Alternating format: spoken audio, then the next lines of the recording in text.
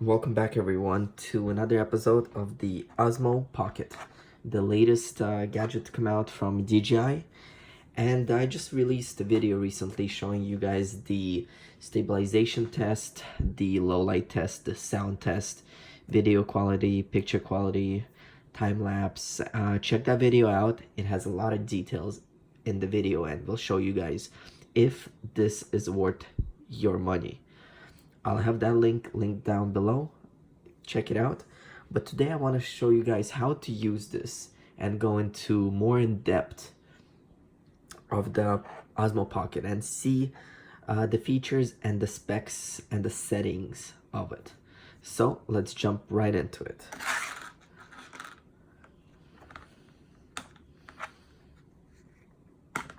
So for those that are watching this for the first time ever, this is the Osmo Pocket. Pretty much I have my lightning connectors here so I could plug it into my iPhone. So when you press and hold the right black button, the Osmo Pocket turns on. If you guys could see everything, I'm gonna lower the camera for you guys. Whoa, what's going on? Okay, all right. So I didn't know that. So if you place the camera face down on the thing, it starts spazzing out. So check that out. I don't the heck?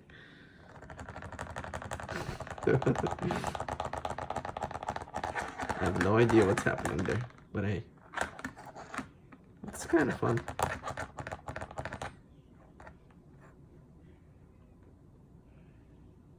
So it tells me that gimbal protected. Tap to resume.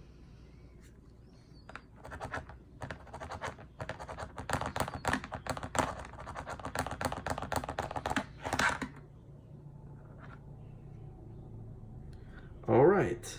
So what did we learn from that? That's actually something new for me. Do not place the gimbal face down on the camera, and you can't even play it on the check that out. That's so weird. So if you place it on the ground, can you place it sideways? So sideways is okay, but if you place it down flat, it starts spasming out. But anyway, let me lower the camera for you guys so we could jump into the settings.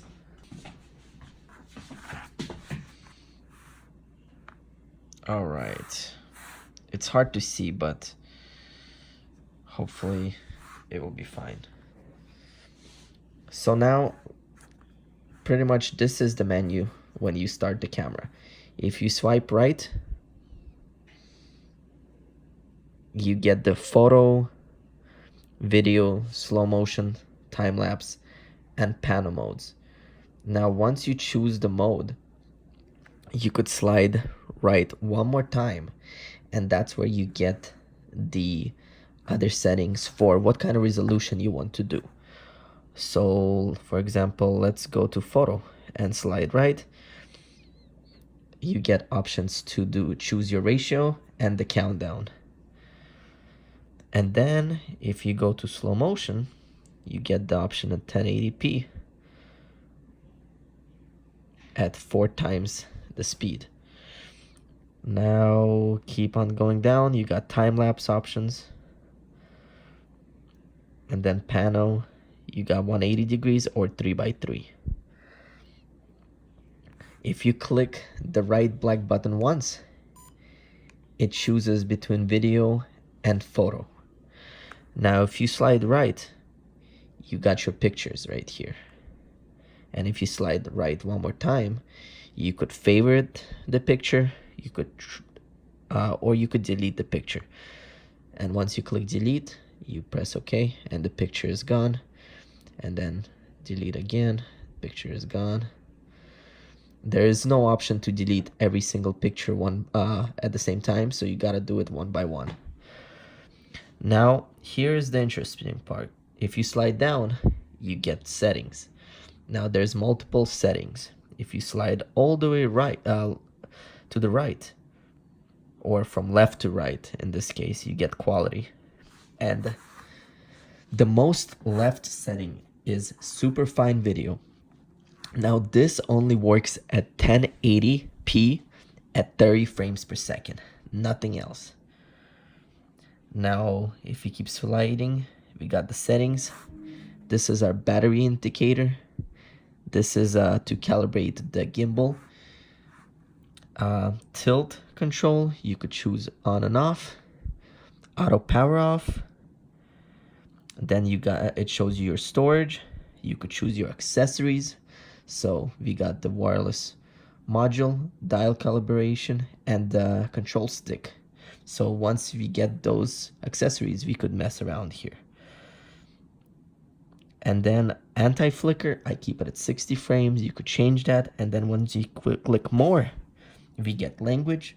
We could reset the device, and then there's device info. So it just shows you all the software, your serial number, and all that stuff. Now if you swipe from bottom to top, you could click this button, and that recenters the gimbal. This one turns the gimbal around, or to turn the gimbal around, you triple click the black button.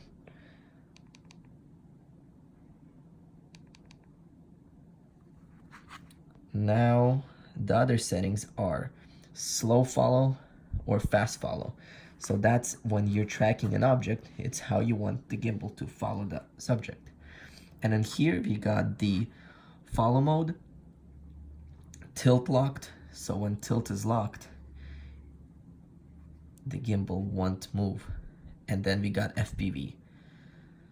So if you want to track a subject, you have to swipe from bottom to top and select this as follow.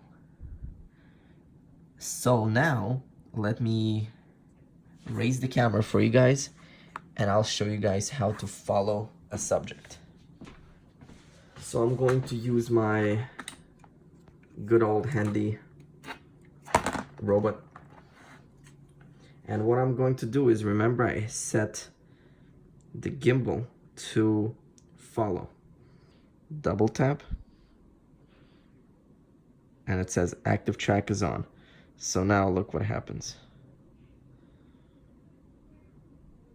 I'm not moving the camera, but the gimbal follows the subject. It's kind of a bad demo, but you guys get the point. So that was the review of the Osmo Pocket, and more in-depth review, must I add. Pretty much showed you guys how all the settings work. Give me a thumbs up, click the bell notification, subscribe, follow, like, comment below if you guys found this review helpful, if you guys learned a thing or two from this, and if you want to see more videos of the Osmo Pocket. Thank you guys for watching, and I'll see you next time.